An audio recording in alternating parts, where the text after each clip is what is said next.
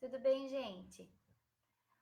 Ó, deixa eu só terminar de conectar. A gente vai conectar aqui meio que junto, tá? Face e Instagram. Se estiver dando eco, me avisa. Que aí a gente tenta fazer um ou o outro.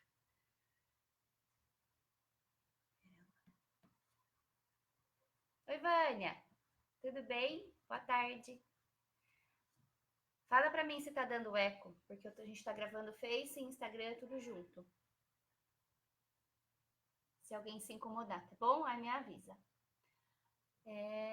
Legal? Tá dando pra ouvir bem. Então tá bom. Ó, hoje eu escolhi um tema que eu recebi bastante pergunta nessa semana, que eu coloquei lá no Stories para vocês me mandarem perguntas. Então, a maioria das perguntas dessa semana foi relacionado a abdominoplastia e lipoaspiração, tá?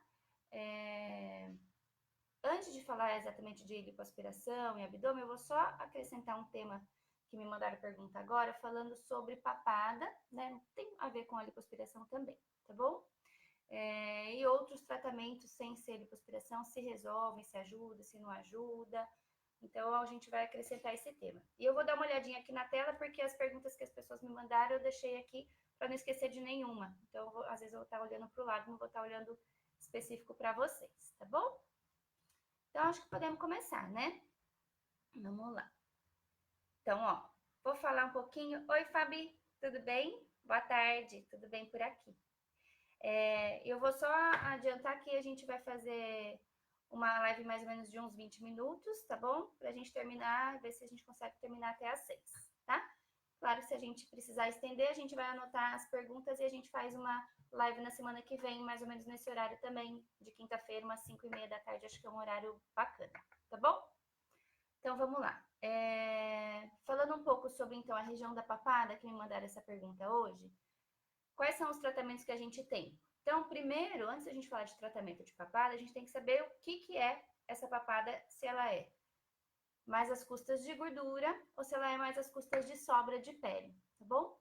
Então, normalmente, vamos pensar assim, pacientes mais jovens, que não têm flacidez associada, que estão um pouquinho acima do peso, ou pacientes jovens que têm um pouco de retração, o queixo é mais para trás, podem aparecer, pode ficar com essa região mais evidenciada. Geralmente, na faixa etária mais jovem, a gente observa um pouco mais de acúmulo de gordura, tá? Nessa região. Então, a gente pode ter de tratamento a lipoaspiração, né? Que a gente pode fazer com uma anestesia local uma sedação. E a gente vem com a cânula, geralmente faz um furinho aqui pertinho do lóbulo de orelha, nos dois, e às vezes um furinho aqui embaixo. E aí a gente lipoaspira essa região. Então, faz uma lipoaspiração convencional. E aí a gente espera que essa região que foi descolada com a cânula, que tirou essa gordurinha, retraia e dê uma grudadinha, tá? Oi, Vila! Ah, Alexandre Volney Vila, amigão meu. Ê, que saudade! Então, a gente espera que essa retração ocorra, tá bom? Então, no pós da lipoaspiração, é importante a gente associar a fisioterapia com a dermatofuncional, para ela fazer as drenagens linfáticas e ajudar nessa cicatrização. Começo de fibrose a gente consegue reverter, e aí a gente acaba norteando o processo de cicatrização quando a gente tem a ajuda da fisioterapeuta dermatofuncional, tá bom? Então, sempre que a gente for fazer uma lipoaspiração, é bacana, ajuda muito e faz com que você tenha um melhor pós-cirúrgico, tá? Além da lipoaspiração, o que mais que a gente pode fazer nessa região? A gente tem tratamento enzimático, que a gente chama de mesoterapia, que é a aplicação de algumas enzimas nessa gordurinha. O que essa enzima vai fazer? Ela vai fazer primeiro um processo inflamatório na região, para estimular a quebra dessa gordura e a absorção disso pelo organismo, tá? Desculpa. Então, o tratamento da meso, ele é bacana porque ele não vai fazer com que você tenha que sair um pouco do seu dia a dia, você pode fazer e voltar a trabalhar normalmente. Por outro lado, ele vai ficar um pouquinho vermelho, um pouco mais inchado. Aliás, o resultado ele está intimamente relacionado com essa inflamação que a gente vai causar. Se eu fizer uma aplicação e ele não inchar muito, não ficar vermelho, a gente não teve uma reação inflamatória tão grande, a resposta ao tratamento não vai ser tão boa. E essa resposta, ela é individual, né? Então, assim, tem paciente que responde super bem a mesoterapia e tem paciente que não responde tão bem, tá? Então, o mínimo de sessões que normalmente a gente orienta a fazer são 3 sessões, tá? Então, a gente faz com intervalo entre 20 a 30 dias cada aplicação e pelo menos 3 sessões. Ao final de 3 sessões que a gente consegue avaliar como é que foi a resposta desse paciente. Se eu tive uma resposta boa ou se eu tive uma resposta parcial, tá? 3 sessões a gente fala que é mais ou menos um teste, né? Então, a gente faz essas 3 sessões. Se o paciente está tendo um bom resultado, claro que a gente pode manter, tá? Então, a gente pode fazer uma 4ª sessão? Pode, não tem problema nenhum. Não são 3 e acabou, tá? A gente faz 3. Se estiver indo bem, a gente pode fazer uma 4ª, uma 5ª sessão, dependendo da quantidade de gordurinha que o paciente tem ali, tá? Então, quando eu tenho só acúmulo de gordura, que eu não tenho flacidez, então aí a gente tem essas 2 opções. Ou a gente vai fazer um tratamento enzimático no consultório, uma lipoenzimática, ou a gente vai fazer uma lipoaspiração da papada num ambiente, nem que seja ambulatorial, mas hospitalar. Aí a gente faz com anestesia local, pode fazer um comprimidinho, uma sedação leve, tá? Agora, se eu já tenho aqui nessa região a papadinha, mas eu sou magrinha, mas eu tenho pele, aí a gente tem alguns tratamentos. Então, um tratamento mais não tão invasivo seria o fio de sustentação, que a gente tem que ter aquela pelinha inicial. Até me pediram também para falar sobre fio de sustentação, então vou aproveitar esse gancho. Então, para que serve esse fio de sustentação? Então, ele vai vir um fiozinho, a gente faz geralmente uns furinhos para entrada e saída do fio. Ele tem uns cones nele, que vai encaixar embaixo aqui dessa pele fazendo uma tração, tá? Essa tração não pode ser uma tração muito grande, porque se eu for fazer uma tração muito grande, quiser puxar muito, eu vou ter que acabar tirando pele, né? Senão vai ficar aquele engruvinhado aqui, o fio não vai conseguir resolver totalmente. Então, se eu tenho muita flacidez, não adianta o fio. A gente tem que partir para um procedimento cirúrgico, tá? Então, se eu tenho uma quantidade maior de pele, é a ritidoplastia, aquela cicatriz em volta da orelha, centro cirúrgico, anestesia geral, tratamento completo da face, tá?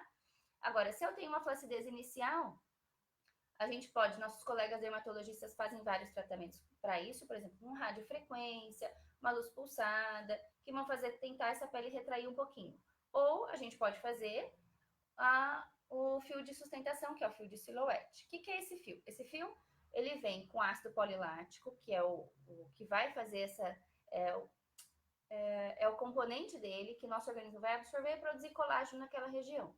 Então, ele vai ter 2 funções. Ele vai ter a função de melhora de textura, de essa pele ficar mais firme, ficar mais grossa, e vai ter a função, quando essa pele engancha, quando esse cone engancha nessa pele, de fazer esse efeito imediato, que é o efeito lift, um efeito de tração, tá? Então, se a gente tem uma flacidez inicial, geralmente pacientes em torno de 30 a 50 anos, a gente consegue fazer o fio com um resultado bacana, tá? E para uma flacidez maior, aí a gente já partiria para o procedimento cirúrgico, tá bom? Bom, então de lipo de papada, acabei me estendendo um pouquinho, falando um pouco do fio também de silhouette, mas seria isso, tá? Agora falando mais sobre abdominoplastia e lipoaspiração. Deixa eu abrir aqui uma pergunta. Fiz redução de estômago há 8 meses, gostaria de fazer abdominoplastia e lipoaspiração nas costas. É possível na mesma cirurgia? Bom, então vamos lá. Para os pacientes pós-redução de estômago, para os pacientes pós-bariátrica, a gente espera que o peso se estabilize, e geralmente essa estabilização de peso é em torno de 1 ano a 2 anos da cirurgia, tá? Então, com 8 meses ainda é recente. Então, você ainda provavelmente vai continuar perdendo peso. E o ideal é que a gente faça uma cirurgia quando tiver no mínimo com 6 meses de peso estável, tá? Então, ainda tá muito cedo. Então, normalmente a gente acaba operando quem fez bariátrica, começando a fazer as plásticas, geralmente com 1 ano e meio de pós-cirúrgico da bariátrica, tá? Que é a época habitualmente que o paciente já perdeu o peso que ele tinha que perder e já estabilizou, não tá aumentando, não tá subindo e descendo muito, tá? Por quê, gente? Toda alteração de peso que a gente tem vai alterar o resultado, né, da cirurgia. Tanto abdominoplastia quanto mama, por exemplo, né? Normalmente, os pacientes que fazem redução de estômago, a primeira cirurgia que a gente acaba fazendo, de fato, é a abdominoplastia. Mas se a gente fizer uma cirurgia, eu ainda estou perdendo muito peso, e na bariátrica o peso, né, a quantidade que se perde é muito, eu também estou perdendo proteína, eu também vou estar atrapalhando a minha cicatrização, eu não vou cicatrizar direito. Então não vale a pena, porque eu estou tendo um risco no processo cicatricial também. Além disso, se a gente perder muito peso, eu vou ter alteração do resultado também, né? Então aquela quantidade de tecido que a gente tirou, pode ser que depois lá na frente tenha que mexer novamente, tá bom? Então o ideal é que a gente, qualquer plástica, né? Mas assim, na bariátrica, principalmente porque o paciente pós-bariátrica, ele é um paciente diferente. É um paciente mais inflamado, que a gente fala, né? É um paciente que demora mais para cicatrizar, é um paciente que já tem um risco cirúrgico um pouquinho maior, um aumento de trombose, né, estatisticamente, uma dificuldade de cicatrização, então às vezes abre ponto, ou vaza um seroma, que é aquele líquido clarinho que pode acumular. Então a gente deve fazer numa época bem certinha, né? Não fazer assim, já emagreci 20, já quero fazer. Às vezes tem algumas situações muito especiais. Então, por exemplo, às vezes o paciente tem um avental tão grande, mas tão grande, que até o avental está atrapalhando o processo de perda de peso. Aí a gente pode avaliar, às vezes, fazer essa cirurgia, antecipar um pouco essa abdominoplastia, para o paciente conseguir fazer uma atividade física, né, ou retomar a vida, porque aquilo está incomodando muito. Mas não é o habitual, isso é uma conduta de exceção, tá? Porque se a gente opera um paciente que está acima do peso, tem um risco aumentado e, querendo ou não, é uma cirurgia eletiva, né? Então, para uma cirurgia eletiva, o ideal é que a gente esteja o mais redondinho possível com os exames, para a gente fazer uma cirurgia mais segura possível. A gente não quer fazer uma cirurgia expor o paciente a um risco desnecessário, né? Então, o ideal é que a gente consiga chegar nessa época certa, né? Tanto assim para a parte médica, e o paciente também consiga entender que é importante a gente esperar. Em raras situações, exceções que a gente acaba adiantando, né? Por essa questão mais de dificuldade de voltar a uma atividade física, tá bom? E pode fazer, a pergunta era se podia fazer também a lipoaspiração associada. Bom, depende. O paciente pós-bariátrica já é um paciente que tem habitualmente um pouco de anemia. E se a gente vai associar uma lipoaspiração, a gente pode aumentar o risco, né? Acaba sangrando um pouco mais e esse paciente fica mais anêmico. Então, o que vai me falar se eu posso ou não associar vai ser qual que é seu nível de hemoglobina, então seus exames pré-operatórios, a quantidade de gordura que o paciente gostaria e seria possível tirar, tá? Porque senão a gente vai estar causando mais um dano do que uma ajuda, né? E ela me perguntou, por exemplo, lipo nas costas. E a gente tem que avaliar se a gente fazendo essa lipoaspiração, eu não vou estar piorando uma flacidez, né? Porque o paciente pós-bariátrica tem uma pele já mais flácida, uma pele mais fina, emagreceu muito, a pele já sofreu, não vai retrair, então fica aquela sobra de pele. Nas costas, a pele é mais grossa, pode até ser que não tenha sobra de pele suficiente para retirar, para operar. Mas às vezes a gente faz a lipoaspiração e essa sobra de pele fica mais evidente, aí eu acabo piorando a flacidez. Então, normalmente, no geral, quando a gente vai fazer um paciente pós-bariátrica, com uma lipoaspiração, acaba tendo necessidade de retirada de pele também, tá bom? Então, existe uma outra cirurgia, que é a torsoplastia, que é como se fosse a abdominoplastia, só que atrás, né? Então, a gente faz essa região aqui embaixo, perto de onde fica a alça do biquíni, da calcinha do biquíni. Estende aquela cicatriz da abdominoplastia, vai lá para as costas até chegar no bumbum. Então, o paciente normalmente tem uma flacidez circunferencial, tanto na frente quanto nas costas também. Então, às vezes, fazer só a lipoaspiração das costas pode não resolver o problema todo. Às vezes, você tem que tracionar, tirar aquele excesso de pele, tá? Então, habitualmente, pode fazer a lipo nas costas associada? Pode, mas tem esse porém. Às vezes, a gente tem que acabar associando a retirada de pele mesmo, tá? Ou, se a gente não tiver flacidez, a gente tem que ver se aquele nível de hemoglobina é o suficiente para a gente não causar uma anemia no pós-cirúrgico, tá? Ninguém vai fazer uma cirurgia plástica para ter que ter uma bolsa de sangue depois, né, no pós-cirúrgico. Então, a gente tem que ver isso antes. Se o paciente tiver que se repor ferro, repõe o ferro antes, faz com calma, geralmente acaba fazendo injetável, porque o paciente já não absorve tão bem, né, o ferro via oral por causa da cirurgia. E aí, a gente estando com os exames todos redondinhos, né, o paciente com uma saúde bacana, aí a gente está diminuindo o risco e está fazendo um procedimento seguro, tá bom? Então, vamos lá. Deixa eu ver a outra pergunta. Doutora, tenho diástase. Diástase é quando o músculo está afastado. É muito comum de acontecer pós-gestação ou após ganho excessivo de peso, tá? Então, o músculo do abdômen, o músculo reto abdominal, que é esse músculo da região aqui, fica aberto. Então, tenho diástase e, devido a isso, uma hérnia umbilical.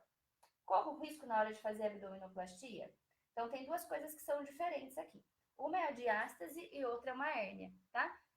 São coisas distintas, não é a mesma coisa. A diástase é a abertura do músculo, esse afastamento do músculo, que a gente corrige sempre na abdominoplastia. Então, a gente vai fazer uma aplicatura, vai fazer uma costura, fazer esse músculo voltar a ficar juntinho, tá?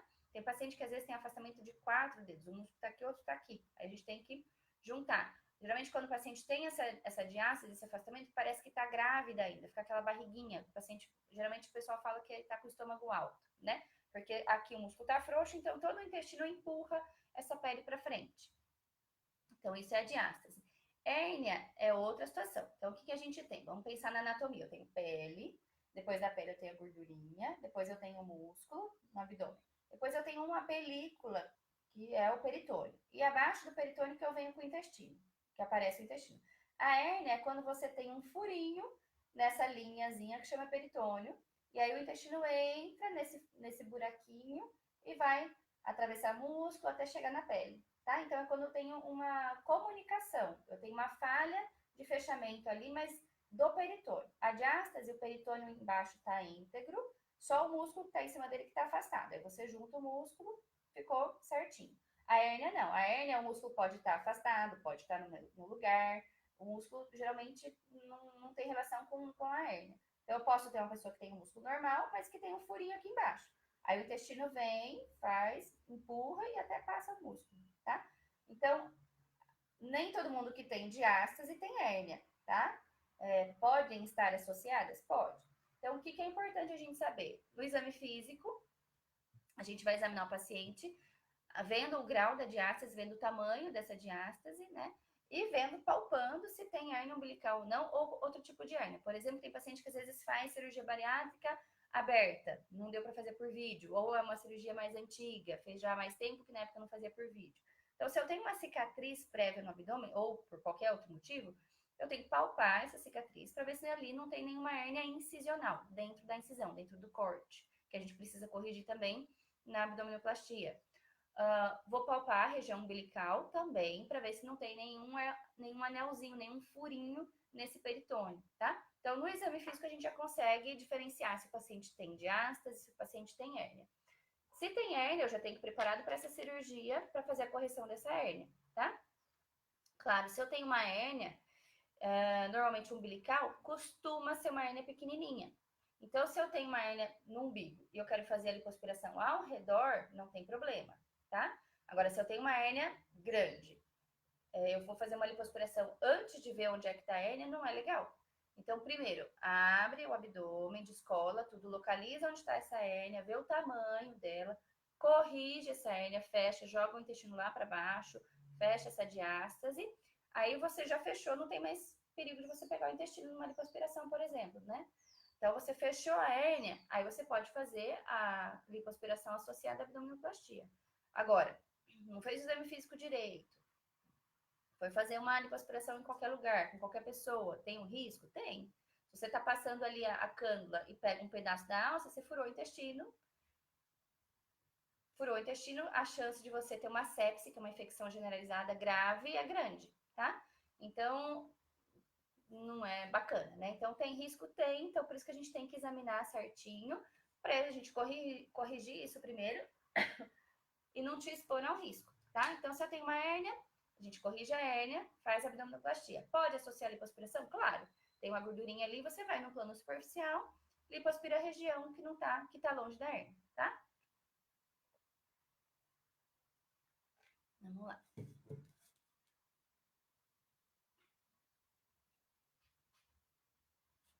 O Robson fez uma pergunta sobre nariz, né, Robson? Então eu vou deixar aqui e eu respondo no final, tá bom? Se alguém tiver uma pergunta sobre abdominoplastia e lipo, pode mandar aqui também pelo Face ou pelo Insta. Bom, deixa eu voltar aqui então às perguntas da semana passada. Doutora, você faz lipo e abdominoplastia também? Sim, né? Então, é muito comum a associação das duas cirurgias. Então, também posso fazer separado?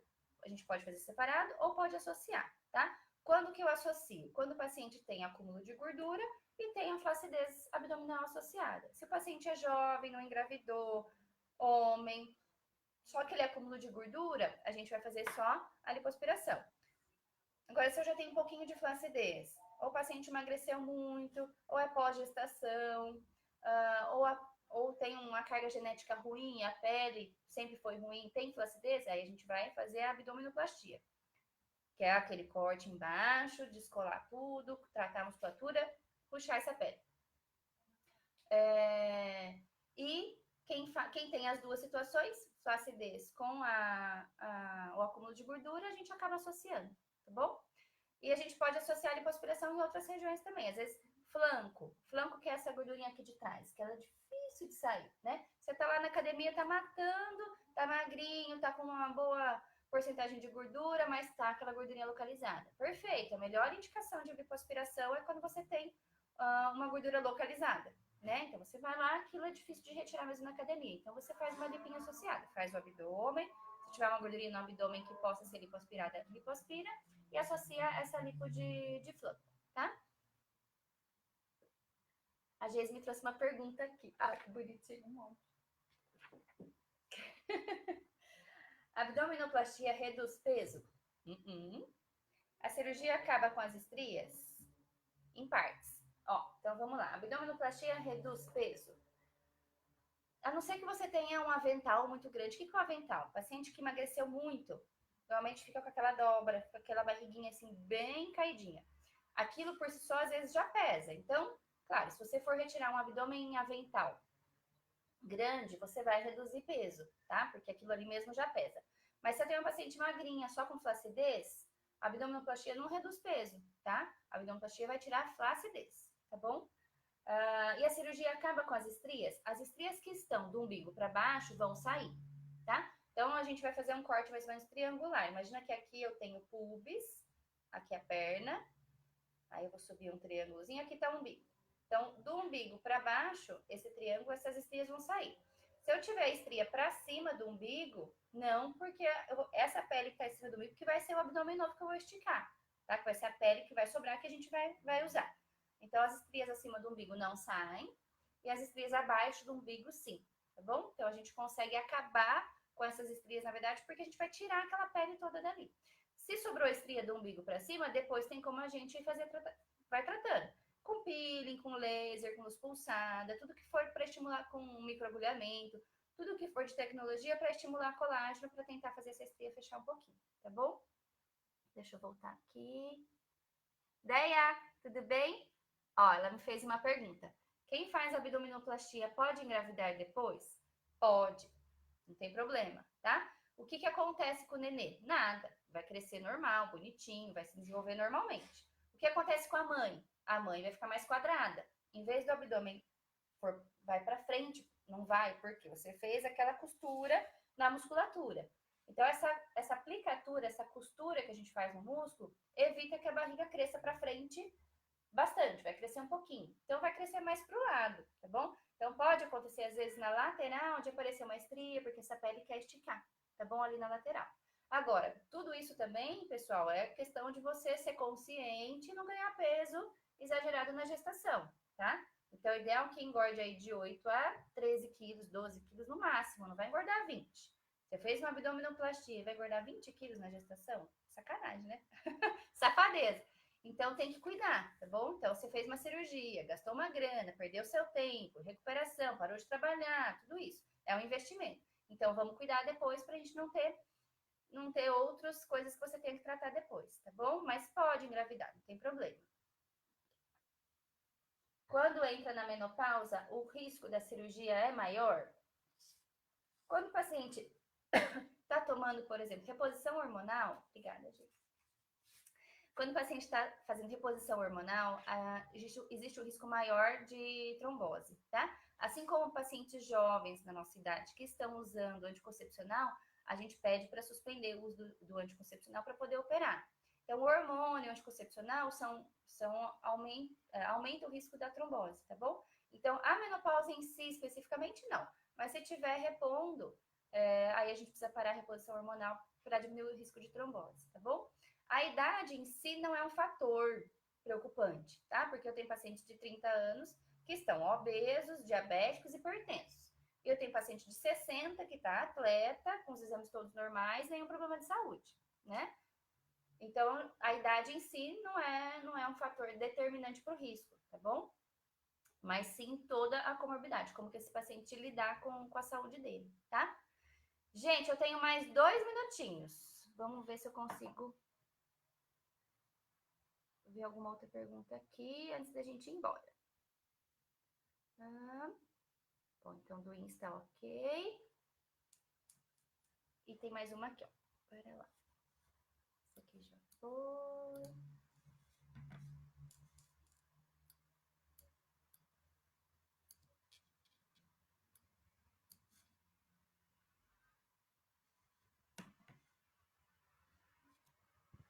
Cadê minha pergunta?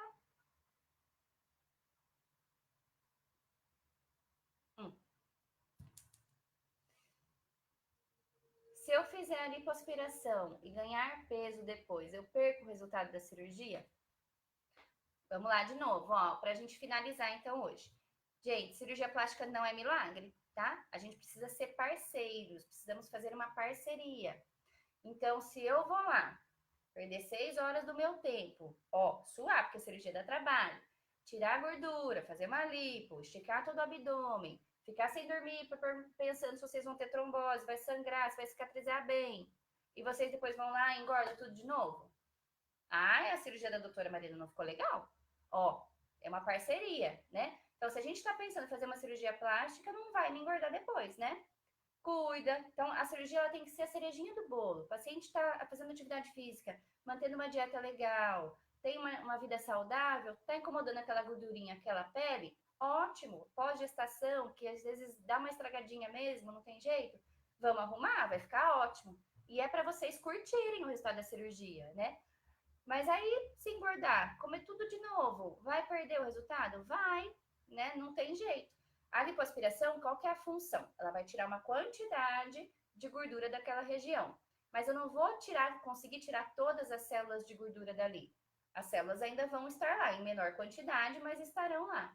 Então, se você engordar pós-cirurgia, aquela célula que restou, ela vai dobrar de tamanho, triplicar de tamanho, quadruplicar. O tanto de energia, de nutriente que você der para essa gordurinha, ela vai crescer, tá? Então, se você engordar 5 quilos, 10 quilos, 15 quilos, a célula ela vai inchando de novo. Claro que primeiro vai acabar engordando em outras regiões que não foram lipoaspiradas, mas se a quantidade de peso for muita, até aquela região que foi lipoaspirada vai aumentar também, tá bom? Então aí vai acabar perdendo o resultado de cirurgia. Agora, se eu perder peso depois de uma lipo, vai ser bacana ou também vou atrapalhar o resultado? Geralmente fica melhor ainda, tá? Esses dias uma paciente que a gente fez uma lipinho de interno de coxa, que ela só se incomodava com o interno de coxa. Eu falei, doutora, eu não consigo ir pra academia porque minha perna fica raspando. E aí eu chego lá e machuca, então eu quero fazer interno de coxa. Depois, mais pra frente, eu quero voltar e fazer a lipo do abdômen. Joia, fizemos a lipo de interno de coxa. Ela voltou no 3º mês pós-cirurgia com 9 quilos mais magra. Tava fantástico. Nem a lipinho que a gente estava programando de fazer no abdômen vai precisar. Porque foi um estímulo, ou seja, o resultado ficou melhor do que a gente esperava. Agora, se eu tenho uma paciente que já aconteceu, tinha um abdômen avental que pesou mais de 3 quilos, a gente só a retirada de pele e gordurinha. Ela tinha muito mesmo. E a gente fez mais uma lipinho ali, de 1,5 litro, mais ou menos. Ou seja, ela tinha que ter perdido, né, na cirurgia, não é para perder peso, mas no caso dela, acabou perdendo. Uns 5 quilinhos. No 6º mês, ela tava 10 quilos mais gordinha. Perdeu o resultado, né? Não tem como. Claro, não tem mais aquela pele, não tem aquele avental, mas tá gordinha, o abdômen tá estufadinho, tá do lateral meio quadradinho. Então, existem diferentes formas da gente cuidar, né? Então, se eu faço um trabalho bacana e você cuida do trabalho que eu fiz, você vai ter um resultado bacana. Agora, Se a gente tá lá, faz, opera, maior garra, né? Pro trem ficar bonitinho, ficar legal. E depois você vai lá e come tudo, aí não tem jeito, né? Aí não tem cirurgia que faça. A não sei que eu chame o Flávio, amarra a boca, põe o aparelho, amarra a boca. Porque a plástica não faz milagre, né, gente? Então a gente faz aquilo que a gente pode. Mas se o paciente não cuidar, não tem jeito, vai engordar de novo, tá bom? Então tem que cuidar para ficar bacana, certo? Ai, acabar uma live assim dando bronca é ruim, né? Mas vamos então responder a do Robson que me perguntou. Agora sobre nariz, a gente vai acabar o tema de abdominoplastia e lipo. Vou só terminar respondendo essa pergunta dele. Quanto à recuperação para consertar nariz? Quanto tempo, né? Acho que é a pergunta. Quanto tempo de recuperação pós-rinoplastia? Robson, a gente fala assim, nariz demora bastante para desinchar, tá bom? Então, um resultado final de nariz a gente só considera com 1 ano de cirurgia, que demora, cada mês ele vai desinchando um pouquinho mais. Agora, para recuperar, para voltar às atividades habituais, geralmente, se precisa fazer a fratura na lateral, vai ficar roxinho aí mais ou menos uns 15 dias, tá? E vai ficar inchadinho, mas para voltar às atividades, vamos supor, se for trabalho em escritório, se não for no sol, né? Geralmente com 7, 10 dias dá para voltar, vai estar ainda roxinho, mas dá para ir trabalhar. Ou após 15 dias, né? Se você se sentir incomodado com o roxo, esperar passar, ou se ele estiver um pouquinho inchado, para o dia a dia, às vezes pode incomodar um pouquinho. Mas dor, ficar em repouso grande, assim, não é uma cirurgia que exija tanto repouso. Claro que a primeira semana pode sangrar, né? Porque o nariz acaba tendo esse risco de sangramento, principalmente se for mexer em alguma parte da otorrino também, com hipertrofia de corneto, carne esponjosa, essas coisas aumenta o risco um pouco mais de sangramento. Mas se não, vamos considerar aí 7 a 15 dias, tá bom? E o resultado a longo prazo em torno aí de 1 ano, certo? Gente, é isso. Obrigada de vocês terem aqui compartilhado o tempo de vocês comigo. Eu vou deixar também na página a live. Quem tiver pergunta posterior pode mandar. A gente vai tentar sempre fazer a live nesse horário, de quinta, em torno de umas 5h30, para a gente ter uma meia horinha aí de conversa. Tá bom? Obrigado. Bom restinho de semana, bom fim de semana para vocês. Tchau, tchau.